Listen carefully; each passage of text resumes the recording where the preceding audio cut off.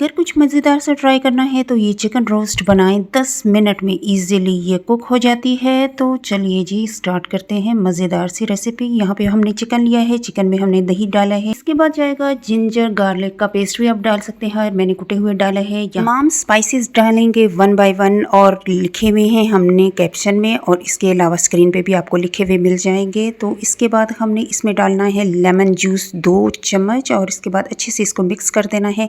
Mix करने के बाद इसको मैरिनेट करना है 2 से 3 घंटे।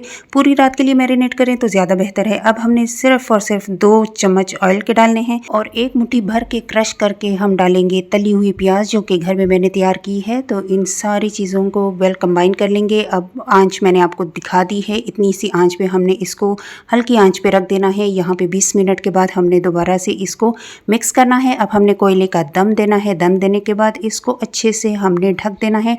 ढकने के बाद ज़बरदस्त हमारा स्टीम रोस्ट रेडी है, और इसको गार्निश करें और मज़े ले लेकर खाएं।